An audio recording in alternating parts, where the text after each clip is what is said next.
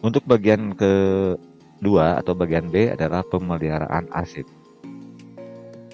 Pemeliharaan arsip merupakan upaya untuk melindungi, mengawasi, dan mengambil langkah-langkah untuk menyelamatkan arsip, serta menjamin keamanan arsip dari pemusnahan dan kehilangan yang tidak diinginkan.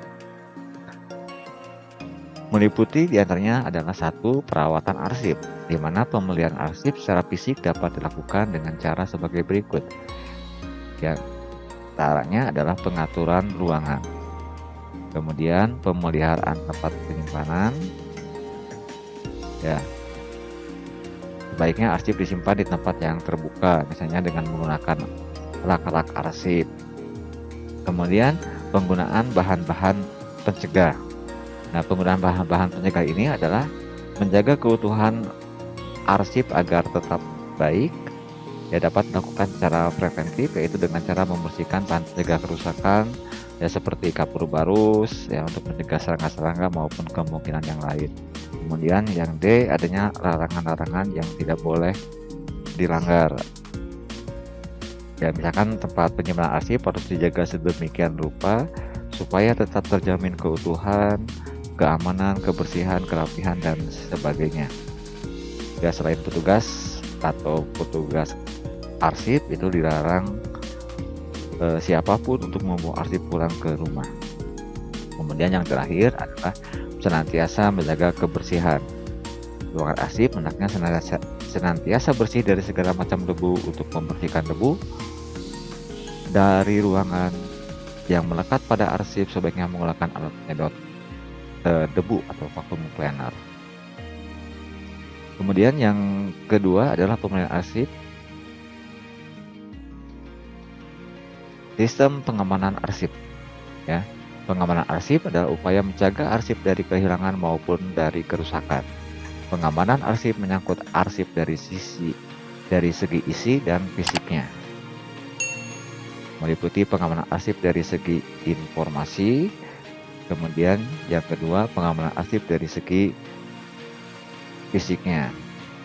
Ya, apabila dari segi informasi itu berarti ada ketentuan pokok mengenai kearsipan, ya, yang berbunyi itu adalah hukum-hukum sesuai dengan Undang-Undang Pasal 11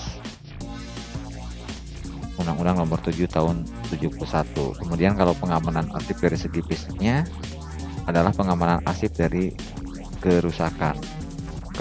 Kerusakan arsip itu terjadi karena faktor internal atau kerusakan arsip yang disebabkan dari dalam, dan faktor eksternal, kerusakan arsip yang disebabkan dari luar.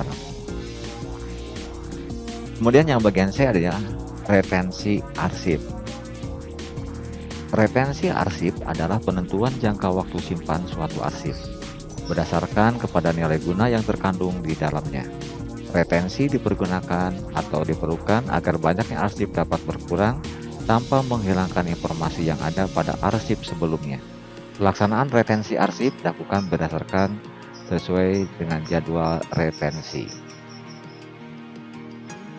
Tujuan ditetapkannya jadwal retensi adalah sebagai berikut. 1. Memberikan pedoman tentang lamanya penyimpanan arsip pada suatu unit pengolah pada unit kearsipan dan arsip-arsip yang dapat dimusnahkan serta diserahkan arsip nasional. Kedua, memisahkan penyimpanan arsip aktif dengan inaktif sehingga mempermudah pengawasan dan penemuan kembali arsip yang diperlukan. Ketiga, melancarkan kegiatan penyusutan arsip yang mengacu ke arah efisiensi pengelolaan kearsipan berkaitan dengan pertimbangan keterbatasan sarana, prasarana, tenaga, dan biaya. Yang terakhir adalah meningkatkan bobot dan kualitas arsip-arsip yang disimpan kendati dalam jumlah yang sedikit. Itu merupakan tujuan ditetapkannya jadwal retensi. Selanjutnya adalah bagian D, penyusutan arsip. 1. Menurut Undang-Undang RI Nomor 43 Tahun 2009 tentang Kearsipan, penyusutan arsip adalah kegiatan pengurangan jumlah arsip dengan cara pemindahan arsip inaktif dari unit pengolah ke unit kearsipan, pemusnahan arsip yang tidak memiliki nilai guna, dan penyerahan arsip statis kepada lembaga kearsipan.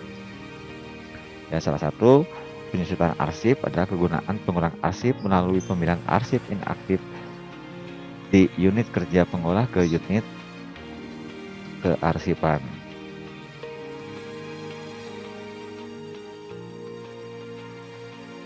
Nah, proses penyusutan arsip meliputi tahapan-tahapan sebagai berikut. 1. Pembuatan daftar pertelaan arsip atau DPA. Daftar pertelaan arsip adalah suatu daftar berupa catatan susunan berkas yang akan dipindahkan atau dimusnahkan atau diserahkan kepada ANRI, lembaga kearsipan daerah atau lembaga kearsipan perguruan tinggi. Kedua, pemindahan arsip inaktif ke unit organisasi atau ke unit kearsipan. Ketiga, penyerahan arsip. Keempat, pemusnahan arsip, ya seperti pembakaran, pencacahan, penghancuran, dan yang kelima adalah meliputi langkah-langkah penyusunan arsip berdasarkan jadwal retensi.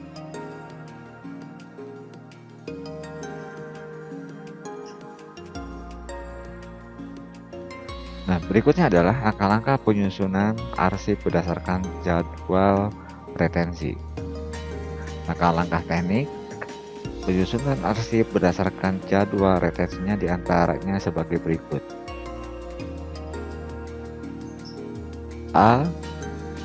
Prosedur pemindahan arsip inaktif. Yang B adalah prosedur pemusnahan arsip. Yang C adalah prosedur penyerahan arsip ke arsip nasional. Ya, prosedur pemindahan arsip inaktif merupakan tahapan terdiri atas kegiatan pemeriksaan arsip, pendaftaran arsip, penataan arsip, pembuatan berita acara pemindahan arsip, dan pelaksanaan pemusnahan. Sedangkan kalau prosedur pemusnahan arsip itu meliputi kegiatan pemeriksaan, pendaftaran, pembentukan panitia pemusnahan, penilaian persetujuan dan pengesahan, kemudian dibuatkan berita acara serta pelaksanaan pemusnahan.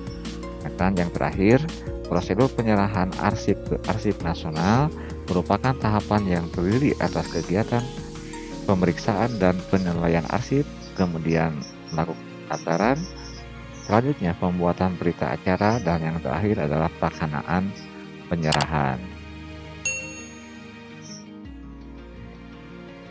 Oke, baik anak-anakku, pemusnahan yang dapat dilakukan dengan menggunakan alat yang canggih, modern, ramah dan lingkungan, serta didukung oleh sumber daya manusia yang handal di bidangnya.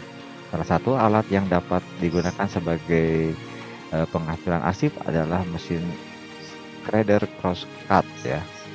Oke, baik, demikian materi mengenai arsip.